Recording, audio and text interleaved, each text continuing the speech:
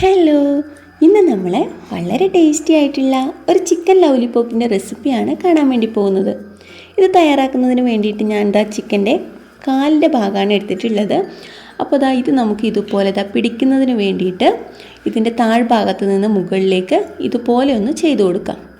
അപ്പോൾ ഇതുപോലെ ഈ ഒരു ഭാഗം അങ്ങനെ താഴേക്ക് ഇങ്ങനെ പ്രസ് ചെയ്യുമ്പോഴേക്കും, കത്തി കൊണ്ട് ഇങ്ങനെ പ്രസ് ചെയ്യുമ്പോഴേക്കും നമ്മുടെ ഇത് നല്ലൊരു ലൗലിപോപ്പിൻ്റെ ഷേപ്പിലേക്കാവും. ഇനി ഇത് നമുക്ക് നന്നായിട്ട് കഴുകി അതിൻ്റെ വെള്ളമൊക്കെ ഒന്ന് നന്നായിട്ടൊന്ന് പിഴിഞ്ഞ് കളഞ്ഞ് എടുത്തു വെക്കാം. ഇനി നമുക്ക് ഇതിനായിട്ടുള്ള ബാറ്റർ ഒന്ന് തയ്യാറാക്കാം. അതിന് വേണ്ടിയിട്ട് ഞാൻ ഇവിടെ ഒരു മുട്ട ഒരു പാത്രത്തിലേക്കൊന്ന് ഒഴിച്ചു കൊടുത്തിട്ടുണ്ട്. അത് നമുക്ക് നന്നായിട്ടൊന്ന് ബീറ്റ് ചെയ്യാം. ഇനി നമുക്കിതിലേക്ക് ഒരു 2.5 സ്പൂൺ അളവിൽ കോൺഫ്ലോർ പൗഡർ ഒന്ന് ചേർത്ത് കൊടുക്കാം. കോൺഫ്ലോർ പൗഡർ നിങ്ങളുടെ കയ്യിൽ ഇല്ല എന്നാണെങ്കിൽ അരിപ്പൊടി ചേർക്കാവുന്നതാണ്. അപ്പോൾ മൈദയുടെ അളവ് കൂട്ടിയിട്ട് 1 സ്പൂൺ അളവിൽ അരിപ്പൊടി ചേർക്കാം. ഞാനിപ്പോൾ ഇവിടെ 2.5 സ്പൂൺ അളവിൽ കോൺഫ്ലോറും 1 സ്പൂൺ അളവിൽ മൈദയാണ് ചേർത്ത് കൊടുത്തിട്ടുള്ളത്. 1 സ്പൂൺ അളവിൽ കാശ്മീരി മുളക് പൊടിയും 1/2 സ്പൂൺ അളവിൽ ഗരം മസാലയും 1 സ്പൂൺ അളവിൽ തൈര് കൂടി ഒന്ന് ചേർക്കുന്നുണ്ട്. തൈരോ നാരങ്ങ നീരോ ചേർക്കാവുന്നതാണ്. ഇനി ഒരല്പം വെള്ളം ഒഴിച്ചിട്ട് നമ്മുടെ ഈ ബാറ്റർ നന്നായിട്ടൊന്ന് മിക്സ് ചെയ്യാം. അപ്പോൾ ഇങ്ങനെ ഒരു കൂട്ട് തയ്യാറാക്കുമ്പോൾ നന്നായിട്ട് ലൂസായി പോവാതെ ശ്രദ്ധിക്കാം. അതുപോലെ തന്നെ അധികം കട്ടിയാവാതെയും സൂക്ഷിക്കാം. ഒരല്പം ലൂസായിരുന്നാലും നമ്മളിത് റെസ്റ്റ് ചെയ്ത് എടുക്കുമ്പോഴേക്കും ബാറ്റർ ഒന്നുകൂടി കട്ടിയായിട്ട് ഉണ്ടാവും. അപ്പോൾ ചിക്കനൊക്കെ ഇതിൽ നന്നായിട്ട് ഇതുപോലെ അങ്ങ് മുക്കി വെച്ചിട്ടുണ്ട്. ഇനി നമുക്കിതൊരു അരമണിക്കൂറിന് ശേഷം എടുക്കാം. ഒരു പാത്രത്തിൽ എണ്ണ വെച്ച് നന്നായിട്ടൊന്ന് തിളച്ചതിന് ശേഷം തീ ഒരു മീഡിയം ഫ്ലെയിമിലേക്കൊന്ന് മാറ്റിയിട്ടുണ്ട്. നേരത്തെ ചിക്കൻ ഇവിടെ എടുത്തു വെച്ചിട്ടുണ്ടല്ലോ, അതിനി നമുക്കിതിലേക്ക് ഓരോന്നായിട്ടൊന്ന് ഇട്ട് കൊടുക്കാം. ഒരു ഭാഗം നന്നായിട്ട് മൊരിഞ്ഞതിന് ശേഷം നമുക്ക് അടുത്ത ഭാഗം കൂടി ഒന്ന് തിരിച്ചിട്ട് കൊടുക്കാം. ഇപ്പം നമ്മുടെ ചിക്കൻ നന്നായിട്ട് തന്നെ ഫ്രൈ ആയി വന്നിട്ടുണ്ട്. നല്ല മണമുണ്ട്, അതുപോലെ തന്നെ കാണാനും നന്നായിട്ടുണ്ട്.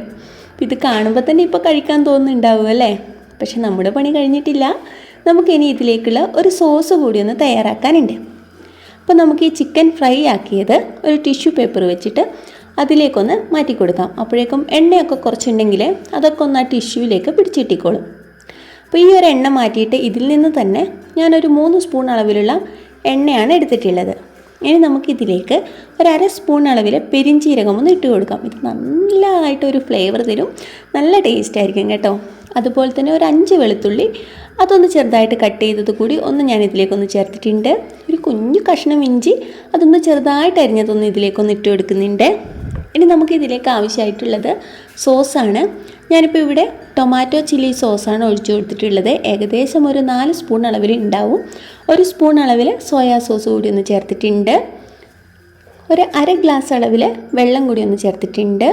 ഇനി നമുക്ക് തീ ഒരു ഹൈ ഫ്ലെയിമിലേക്ക് മാറ്റാം. എന്നിട്ടൊന്ന് നന്നായിട്ടൊന്ന് ഇളക്കി കൊടുക്കാം. നമ്മൾ നേരത്തെ പൊരിച്ച് മാറ്റി വെച്ചിട്ടുള്ള നമ്മുടെ ചിക്കൻ ഇനി നമുക്ക് ഇതിലേക്കൊന്ന് ഇട്ട് കൊടുക്കാം. അപ്പോൾ തീ ഹൈ ഫ്ലെയിമിലാണ് ഉള്ളത്, അതുകൊണ്ട് തന്നെ നന്നായിട്ടൊന്ന് ഇളക്കി കൊടുക്കണം. അതുപോലെ തന്നെ നമ്മുടെ ചിക്കൻ പൊട്ടിപ്പോവാനും പാടില്ല.